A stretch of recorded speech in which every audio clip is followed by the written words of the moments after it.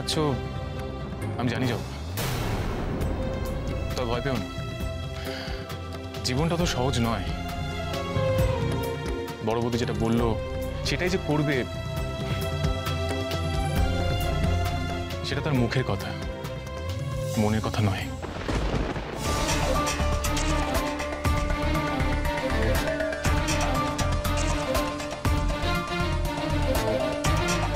আমি জানি ওদের আসল টানটা কোথায়।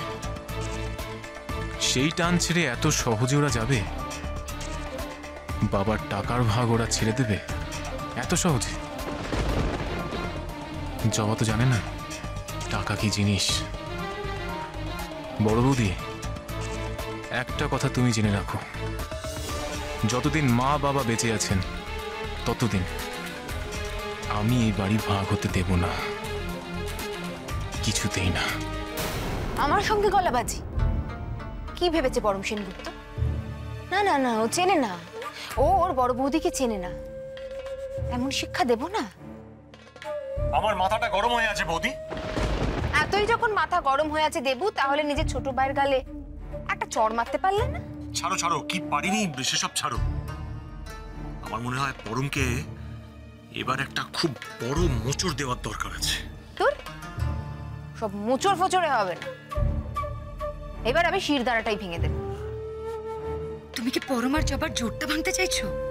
আমরা তো খুব খারাপ, খুব খারাপ। আমরা পরমের বউয়ের ক্ষতি করতে চাইছি। বউ? পেনের মাথার বউ একটা কাজের লোককে নিয়ে ঢং করে যাচ্ছে, তখন থেকে সবাই মিলে এই সংসার ভাগ হবে, আমি এই সংসার ভাগ করে দেব।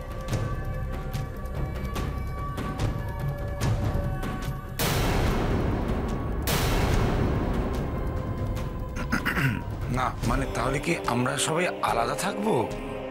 তোমার আর কি আছে, শ্বশুর বাড়িতে গিয়ে উঠবে।